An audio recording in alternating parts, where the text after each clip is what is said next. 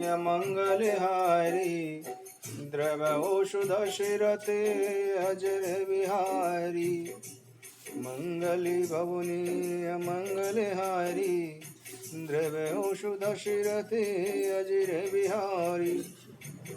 श्री राम जी हर्षित होकर हनुमान जी से गले लगकर मिले। फिर वो चतुर और कृतज्ञ हैं। तब वैद्य सुसेन ने तुरंत उपाय किया, जिससे लक्ष्मण जी प्रसन्न होकर उठ बैठे। हृदय लाई प्रभु भेटऊं भ्राता, हरष सकल भालु कपि भ्राता। कपि पुनि वैदिता पहुँचावा, तेहि विधि तवहि ताहि लई आवा। श्री राम जी भाई को हृदय से लगाकर मिले। भालू और वानरों के समूह भी प्रसन्न हो उठे। फिर हनुमान जी ने वैदराज को उसी प्रकार वहां पहुंचा दिया, जिस प्रकार वे पहले उन्हें ले आए थे। यह वृत्तांत दशानन सुनेऊ, अति विषाद पुनि पुनि श्री दुनेऊ। व्याकुल कुंभकर्ण पही आवा, विविध जतन करी ताहि जगावा। रावण ने जब यह समाचार सुना तो उसने बार बार अपना सिर पीटा। वह व्याकुल होकर कुंभकर्ण के पास गया और अनेक प्रकार करके उसको जगाया। जागा निश्चर दे कहीं कैसा, मानहु कालु देह धरी बैसा। कुंभकर्ण बूझा कहूँ भाई, काहे तब मुख रहे सुखाई। कुंभकर्ण उठ बैठा। वह ऐसा दिखाई देता था मानो स्वयं काल ही शरीर धारण किए बैठा हो। कुंभकर्ण ने पूछा कि हे भाई, कहो तुम्हारे मुख क्यों सूख रहे हैं। कथा कही सब तेहि अभिमानी, जेहि प्रकार सीता हरियाणी। तात कपिन सब निश्चरे मारे, महा महा जोधा संगारे। तब उस अभिमानी रावण ने उसे जिस प्रकार से वह सीता को हरलाया था, वह सारी कथा वह सुनाई और कहा, हे तात, वानरों ने सब राक्षसों को मार डाला, बड़े बड़े योद्धाओं का भी संहार कर दिया है। दुर्मुख सुर रिपु मनुज हारी, भट अति काय अकंपन भारी। अपर महोदर आदि कबीरा, परे समर मही शवरण धीरा। दुर्मुख देव शत्रु मनुष्य भक्षक, भारी योद्धा अतिकाय और अकंपन तथा महोदर आदि दूसरे सभी रणधीर भी मारे गए। रावण की बातें सुनकर कुंभकर्ण दुखी होकर बोला, अरे मूर्ख, जगत जननी जानकी का हरण करने के बाद अब तू कल्याण चाहता है। बल न कीन ते निश्चर नाहा, अब मोहि आई जगह यही कहा। अजहु तात त्याग गई अभिमाना, बजहु राम हो ही कल्याणा। हे राक्षसराज, तूने अच्छा नहीं किया, अब आकर मुझे क्या जगाया। हे तात, अब भी अवमान छोड़कर श्री राम जी के चरण में चले जाओ, उनका भजन करो तो तुम्हारा कल्याण होगा। है दस शीस मनुज रघुनायक, जाके हनुमान से पायक। एह बंधु ते कीनी कोटाई, प्रथम ही मोहि ने सुनाई आई। हे रावण, हनुमान जिनके सेवक हैं, वे श्री रघुनाथ जी क्या मनुष्य हैं। हाय भाई, तूने बुरा किया जो पहले आकर मुझे यह सब हाल नहीं सुनाया। कीन्हु प्रभु विरोध तय देवक, शिव बिरंच सुर जाके सेवक।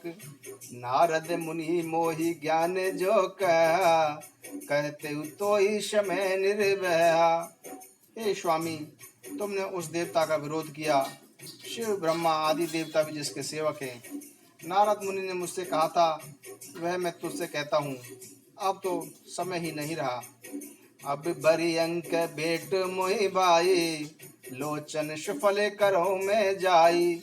श्याम गात शररिहु लो लोचन, देखू जाई ताप तै मोचन। हे भाई, अब अंतिम बार मुझसे मिल ले, मैं जाकर अपने नेत्र सफल करूं। तीनों तापों को छुड़ाने वाले श्याम शरीर कमल नेत्र श्री राम जी के जाकर दर्शन करूं। श्री रामचंद्र जी के रूप और गुणों का स्मरण करके वह एक क्षण के लिए प्रेम में मग्न हो गया। फिर रावण ने उसके लिए करोड़ों घड़े मदिरा और अनेकों भैंसे मंगवाई। भैंसे खाकर और मदिरा पीकर कुंभकर्ण बिजली गिरने के समान गरजा। मद से चूर रण से उत्साह से पूर्ण कुंभकर्ण अकेला ही चल पड़ा। उसने सेना भी साथ नहीं ली। उसे देखकर विभीषण आगे हुए और उसके चरणों पर गिरकर अपना नाम बताया। तब छोटे भाई को उठाकर कुंभकर्ण ने हृदय से लगा लिया और श्री रघुनाथ जी का भक्त जानकर वे उसके मन को प्रिय लगे। विभीषण बोला कि हे तात, हितकर सलाह कहने पर रावण ने मुझे लात मारी। उसी ग्लानि के मारे मैं श्री रघुनाथ जी के पास चला आया। मुझे दीन देखकर प्रभु को अच्छा लगा।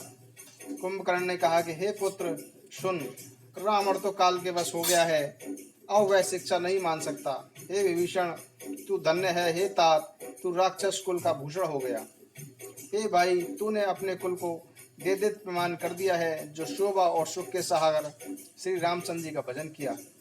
मन वचन और कर्म से कपट छोड़कर रणधीर श्री राम जी का भजन करना। हे भाई, मैं भी मृत्यु के वश हो गया हूँ, मुझे अपना पराया नहीं सूझता, इसलिए अब तुम जाओ।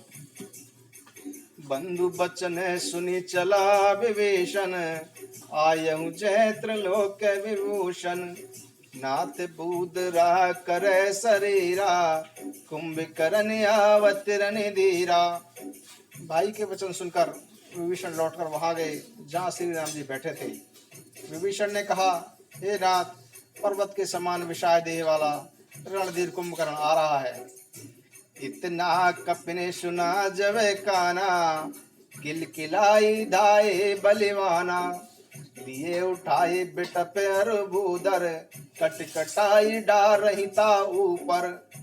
वानरों ने जब यह सुना तो वह किलकिलाकर दौड़ पड़े, वृक्ष और पर्वत उखाड़कर उठा लाए और क्रोध से दांत किटकिटाकर उन्होंने उसके ऊपर फेंकने लगे।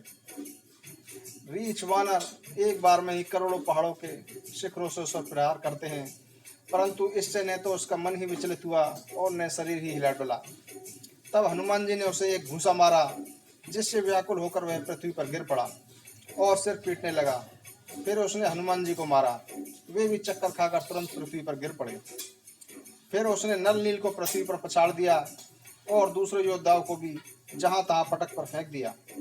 वानर सेना भाग चली, सब अत्यंत भयभीत हो गए, कोई सामने नहीं आता। सुग्रीव समेत अंगद आदि वानरों को मूर्छित करके कुंभकर्ण वानरराज सुग्रीव को कांख में दबाकर चला। शिव जी कहते हैं कि हे उमा, श्री रघुनाथ जी वैसे ही नरलीला कर रहे थे जैसे गरुण सर्पों के समूह में मिलकर खेलता हो, जो बिना परिश्रम के ही काल को भी खा जाता है। उसे कहीं ऐसी लड़ाई शोभा देती है? भगवान जगत को पवित्र करने वाली वह कीर्ति फैलाना चाहते हैं, जिसे गाकर मनुष्य भवसागर से तर जाएं। जब मूर्छा जाती रही तब हनुमान जी जागे और सुग्रीव को खोजने लगे। सुग्रीव की भी मूर्छा दूर हुई, तब वे कुंभकर्ण की कांख से नीचे गिर पड़े। कुंभकर्ण ने उनको मृतक समझ लिया, लेकिन उन्होंने कुंभकर्ण के नाक कान अपने दांतों से काट लिए और फिर गरजकर आकाश की ओर चले। तब कुंभकर्ण समझा, उसने सुग्रीव का पैर पकड़कर उन्हें पृथ्वी पर पछाड़ दिया। सुग्रीव ने फुर्ती से उठकर उसे मारा और तब सुग्रीव प्रभु के पास आए और बोले, कृपा निधान प्रभु की जय हो, जय हो, जय हो। नाक कान काटे गए। मन में ऐसा जानकर कुंभकर्ण को बड़ी ग्लानि हुई और वह क्रोध पूर्वक लौट चला। एक तो वह आकृति से ही भयंकर था और फिर बिना नाक कान का होने से वह भी भयानक हो गया। उसे देखते ही वानरों की सेना में भय व्याप्त हो गया। रघुवंश मणि की जय हो, जय हो, जय हो, ऐसा पुकार कर वानर हूं करने लगे। सबने एक ही साथ उस पर पहाड़ और वृक्ष फेंकने आरंभ कर दिए। रण के उत्साह में कुंभकर्ण उनके सामने ऐसा चला मानो क्रोधित होकर काल ही आ रहा हो।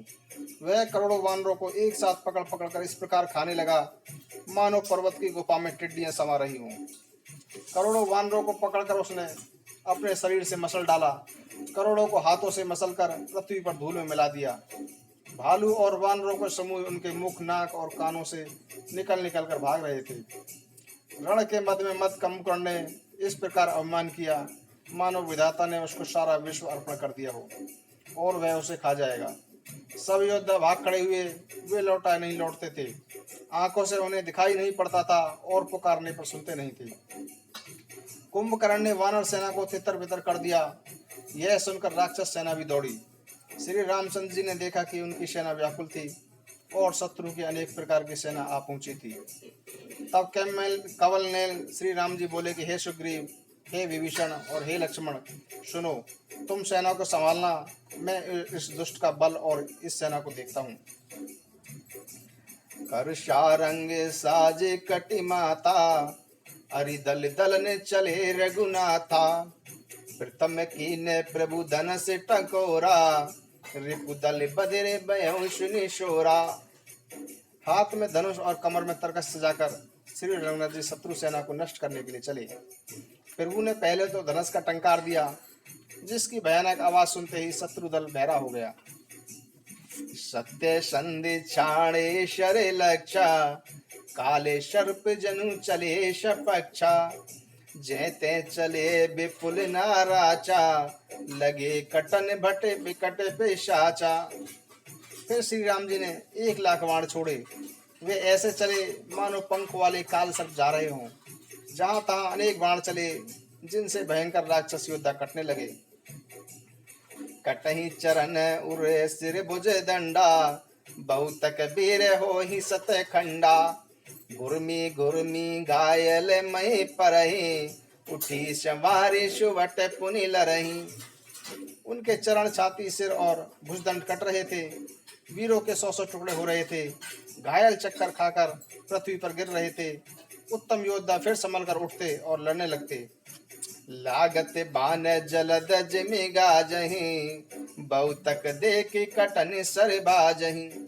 रुंड प्रचंड मुंड बिनु दावहि, धर धरु मारु मार धुनि गावहि। बाण लगते ही वे मेघ की तरह गरजते, लेकिन अनेक तो कठिन बाण देखकर ही भाग जाते। धड़ बिना सिर दौड़ रहे थे और पकड़ो पकड़ो मारो मारो का शब्द करके चिल्ला रहे थे। प्रभु के बाणों ने क्षण मात्र में ही राक्षसों को काट कर रख दिया।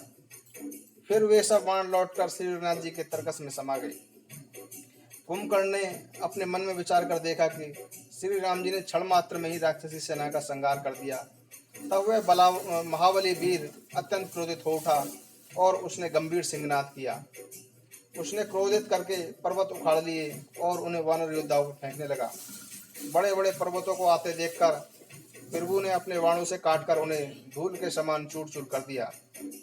फिर श्री रघुनाथ जी ने अत्यंत क्रोधपूर्वक धनुष को तानकर अनेक भयानक बाण छोड़े। वे कुंभकर्ण के शरीर में घुसकर इस प्रकार निकल जाते कि उनका पता ही नहीं चलता। ऐसा लगता मानो बिजलियां बादल में समा जाती हूँ।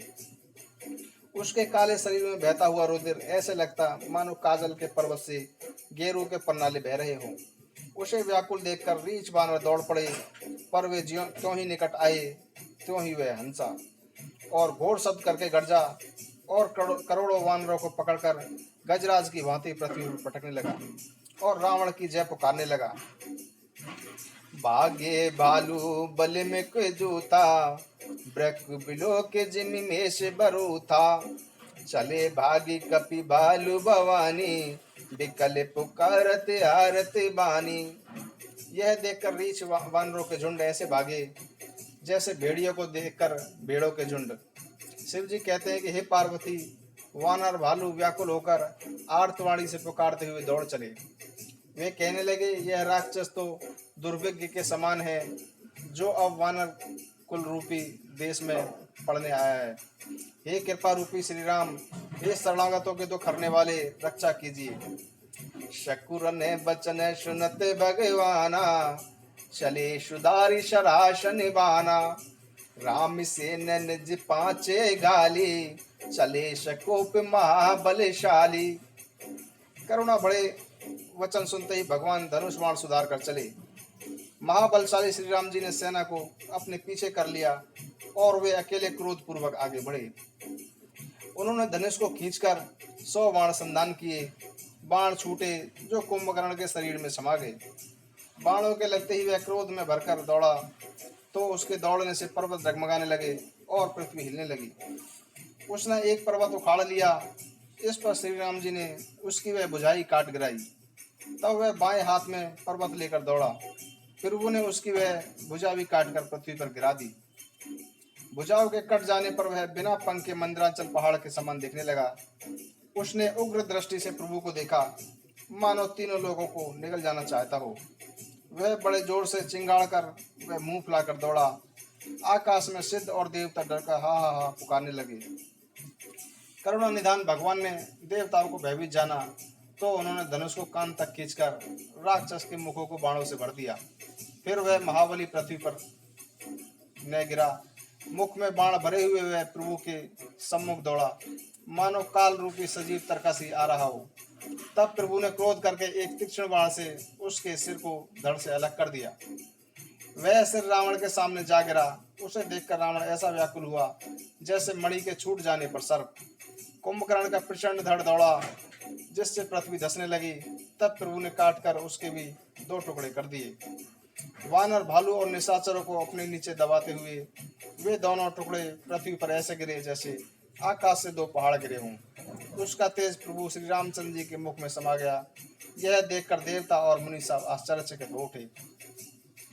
सुरदु बंदी बाजवै अरसई, स्तुति करने सुमन बहु बरसई। कर बिनती सुर सकल सिधाए, तेहि समय देव ऋषि आए। देवता नगाड़े बजाते, हर्षित होते और स्तुति करते हुए अनेक प्रकार के फूल बरसाने लगे और विनती करके देवता चले गए। उसी समय देव ऋषि वहां पधारे। गगन परि हरि गुण गुण गाए, रुचिर बीर रस प्रभु मन भाए। बेगी हतऊ कल कई मुनि गए, रामेश्वर मही सोबत वहे। आकाश के ऊपर से उन्होंने श्री हरि के सुंदर वीर रसयुक्त गुणों का ज्ञान किया, जो प्रभु के मन को बहुत अच्छा लगा। मुनि यह कहकर चले गए कि अब दुष्ट रावण को भी शीघ्र मार दीजिए। उस समय श्री रामचंद्र जी रणभूमि में अत्यंत शोभान्वित हुए। मंगली भवनी मंगल हारी, द्रवहु दशरथ अजिर विहारी। शिव जी कहते हैं कि हे गिरिजे, कुंभकर्ण जो नीच राक्षस और पापी था, उसे श्री राम जी ने अपना परम धाम प्रदान किया। अतः वे मनुष्य ही मंदबुद्धि है जो श्री राम जी का ध्यान नहीं करते। दिन के अंत फिरी दो ऐनी, समर भई शुभ टन श्रीम गैनी। राम कृपा कपि दल बले बाड़ा, जिमित्र ने पाई लागे अति ठाड़ा। दिन का अंत होने पर दोनों सेनाएं लौट पड़ी। आज के युद्ध में योद्धा बहुत थक गए थे, परंतु श्री राम जी की कृपा से वानर सेना का बल उसी प्रकार बढ़ गया जैसे घास पाकर अग्नि बढ़ जाती है। मंगल भवनीय मंगल हारी।